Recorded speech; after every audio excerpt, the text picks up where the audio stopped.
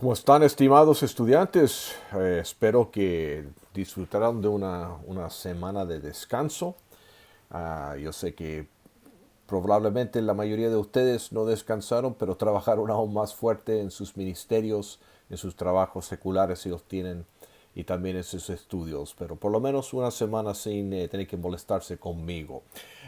Bienvenidos entonces a la semana 9, marzo 19 al 25. Toca esta semana las lecturas de González, capítulos 34 al 39. Estamos viendo la segunda parte de las respuestas y reacciones a la reforma. Primeramente, disculpen, un versículo 3 de Judas. Amados, por la gran solicitud que tenía de escribiros acerca de nuestra común salvación, me ha sido necesario escribiros exhortándoos, disculpen hermanos, a que contendáis ardientemente por la fe que ha sido una vez dada a los santos. Y vemos aquí un pasaje bien simple, en una carta apostólica bien simple, exhortándonos a contender, a luchar, a pelear, se podría decir, por la fe una vez dada a los santos. Por cierto, a veces hay que explicar, hay que delinear, hay que defender, hay que argumentar, aclarar el evangelio de la fe cristiana a los inconversos, hay que explicarlo. Y también, obviamente, parte del discipulado es explicar y aclarar a los creyentes para que maduren y crezcan espiritualmente. A la misma vez, tenemos que proteger el mensaje que nunca ha cambiado y que nunca sea cambiada. Ya fue dada una vez la fe, el mensaje del Evangelio. No hay nada nuevo que añadir. Otra vez, por cierto, hay muchas circunstancias, instantes, situaciones donde tenemos que contextualizar, tenemos que explicar, tenemos que aclarar nuevamente el Evangelio, pero nunca hay que cambiar el mensaje. Bueno, hemos visto que mientras la reforma avanza en Europa, hay oposición, hay controversias, hay debates, varias otras respuestas. La lectura de esta semana tratan con tres tipos de respuestas o reacciones a todos estos cambios teológicos políticos. Primeramente vamos a ver cómo las dos tradiciones protestantes más grandes, los mayores en esos días, llegaron al punto de desarrollar y oficialmente establecer su teología y su práctica. La tradición luterana y la tradición reformada o calvinista debatieron, clarificaron y escribieron sus posiciones oficiales y ortodoxas. Segunda cosa, hubieron esos que se opusieron a la tradición y herencia católica, pero no estaban totalmente satisfechos con las ortodoxias luteranas y reformadas. En el primer caso, surgió el racionalismo, la herencia del escolasticismo medieval y del renacimiento humanista clásico. Vemos que en este caso no es un rechazo completo del cristianismo, pero un rechazo de la aceptación de la autoridad bíblica, la autoridad eclesiástica. En todo caso, estos filósofos racionalistas se consideraban cristianos, o por lo menos deístas, no eran ateos.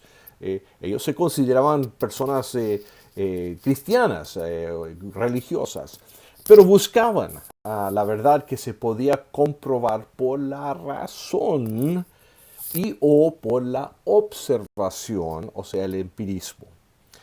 Otro caso, otra respuesta, eran los espiritualistas. Estos pusieron menos énfasis en lo dogmático y más énfasis en la experiencia espiritual. En el caso de los pietistas, estos no rechazaban la teología oficial, pero no querían una religión, una teología ortodoxa fría. Querían una religión ortodoxa práctica y que resultaba en buenas obras, en acciones cristianas. O sea, para estos la ortodoxia por necesidad tenía que incluir y resultar en ortopraxis, en una vida moral, en un fruto práctico. Y por supuesto todos decimos amén a eso. Tercero, vamos a ver lo que González titula la opción geográfica. Aquí encontramos un aspecto integral de la historia de los Estados Unidos, la historia religiosa especialmente de los Estados Unidos. Muchos que no pudieron vivir y adorar libremente en Europa, por ejemplo los puritanos, también los bautistas, los cuáqueros y otros grupos, vinieron a las colonias de Norteamérica para establecer comunidades donde podían tener libertad religiosa. En unas semanas más vamos a ver cómo esa herencia se extendió por las colonias y llegó a ser parte de la cosmovisión del país de los Estados Unidos. Ahora, varias preguntas, muchas preguntas para reflexionar, para pensar, para considerar mientras están leyendo acerca de estas reacciones teológicas, filosóficas y reacciones prácticas. Número uno, ¿cómo se puede aplicar ese concepto luterano de adiáfora a las creencias evangélicas? O sea, ¿dónde ve usted que se ha hecho una doctrina o una teología secundario como algo primario? Los luteranos dijeron, no, bueno, hay cosas que son primarias y esas hay que declarar los primarios, y hay otras cosas que quizás estamos en desacuerdo, pero no es una cosa que afecta nuestro compañerismo cristiano. ¿Cuáles son algunas de las cosas que usted cree que son primarias evangélicas? Estas no se pueden comprometer, pero hay otras cosas que quizás estamos en desacuerdo, pero somos hermanos cristianos. Número dos, ¿hasta qué punto se podría decir que Martín Lutero es un buen luterano? Obviamente sus seguidores, sus discípulos, los que venían después de él, tomaron sus ideas, las sistematizaron y a veces fueron más allá en sus implicaciones de lo que Martín Lutero quería hacer. Entonces, una pregunta que muchas veces los historiadores, los teólogos hacen, es que si Martín Lutero sería un buen luterano. Y número tres, lo mismo para Calvino. ¿Hasta qué punto se podría decir que Juan Calvino es un buen calvinista? Porque sus discípulos también hicieron la misma cosa. Número cuatro, ¿cuáles son las diferencias mayores que ustedes ven entre los calvinistas y el partido arminiano? Obviamente eso lo vemos aún hoy día. Entre ustedes mismos, me imagino que ahí se podría haber mucho debate. Algunos son más calvinistas o totalmente calvinistas, algunos son más arminianos, totalmente arminianos, pero creo que nos consideramos hermanos en Cristo. ¿Cuáles son las diferencias mayores que se vio en la historia y que se ven ahora, que ustedes ven en su vida pastoral?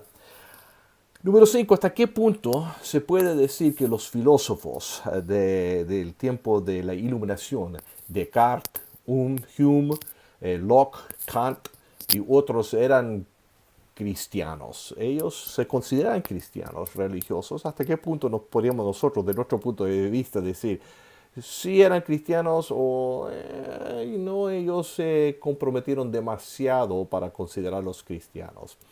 Número 6, ¿qué corrección positiva ofrecieron los espiritualistas?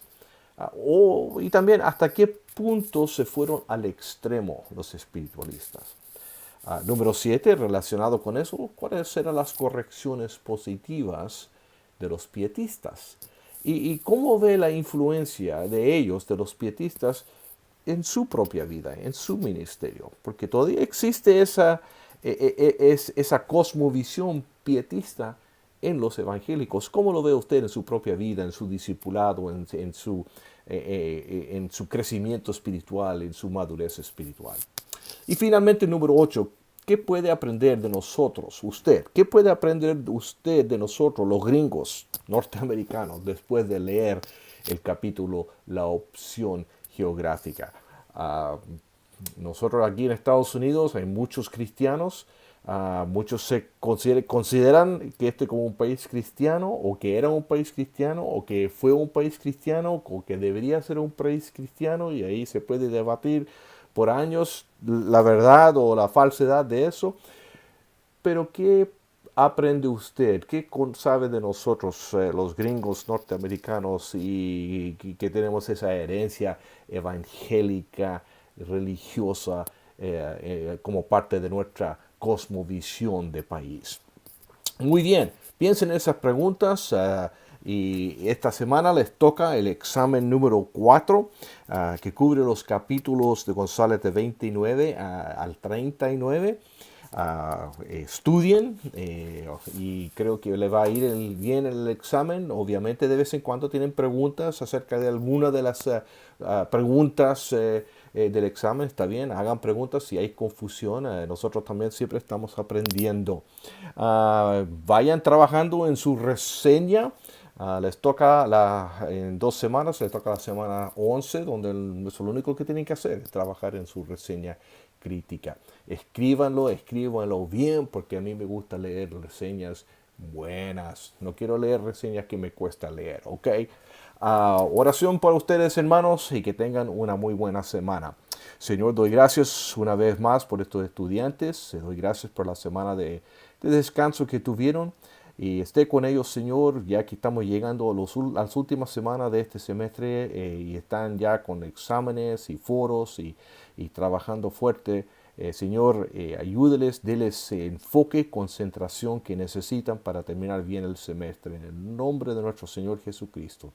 Amén. Gracias, hermanos. Y también, otra vez, gracias por el trabajo que están haciendo los foros. Siempre muy buena discusión. Nos vemos la próxima semana. Hasta luego.